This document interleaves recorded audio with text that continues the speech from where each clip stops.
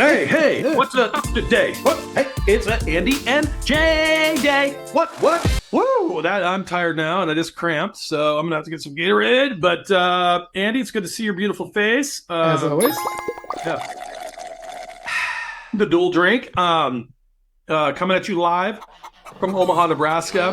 Andy is not in Nebraska, but I am. And today, Andy and I were talking a little bit about The hot topic, obviously, right now, and I mean, it's like wildfire, if you will, is the whole NAR settlement and how this is going to go through huge upheaval inside of the real estate world. And candidly, like from a coaching perspective, I mean, I've been coaching agents for nearly 9 years at this point. From a marketing perspective, honestly, like I think that we were due for a change, and I think that there is huge opportunity.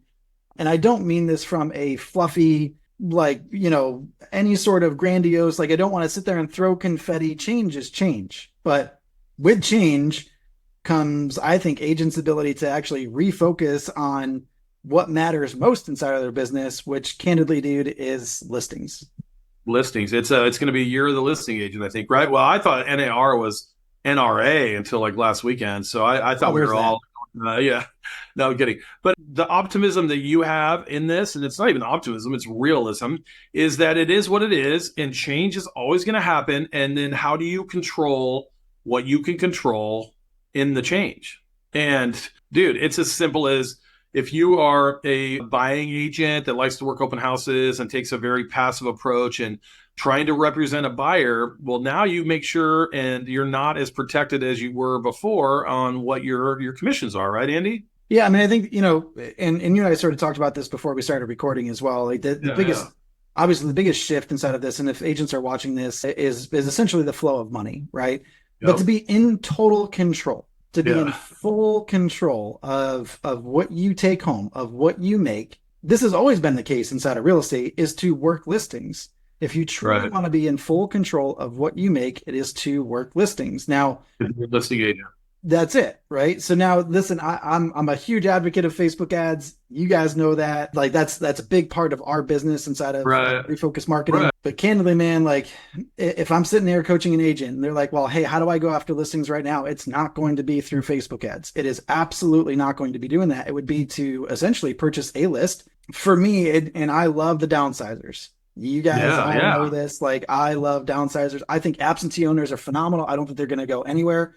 Downsizers, upsizers, like that is where I would focus an agent and have them truly zero in. And it's funny that you say that because, my boy Blake Wallace, we just talked the other day, he got like 5 or 6 listings from downsizers. And he's like, it's a two-headed monster, they're moving somewhere else. And the same with an upsizer. So you're capitalizing in control of listing and then ultimately, hopefully representing on the other side with some negotiation, either from the household that you're representing. It is a different focus, with us, and why we talk about this, Andy, in the TheShareGroup is listing agents are our bread and butter. So those who we work with the best.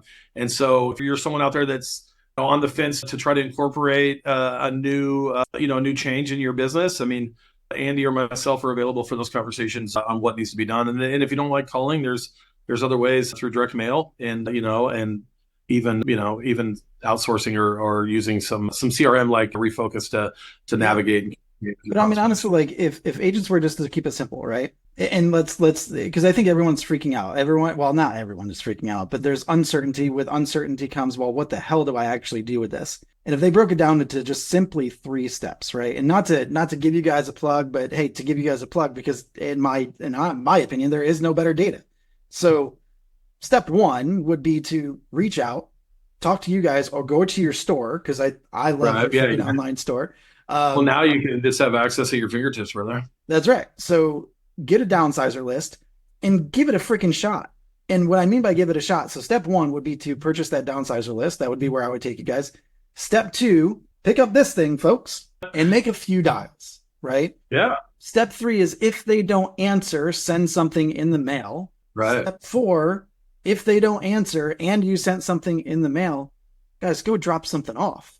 Right. Like if you have these lists and listen, I'm a big advocate of you purchase something, let's go get the damn money from that purchase. Right.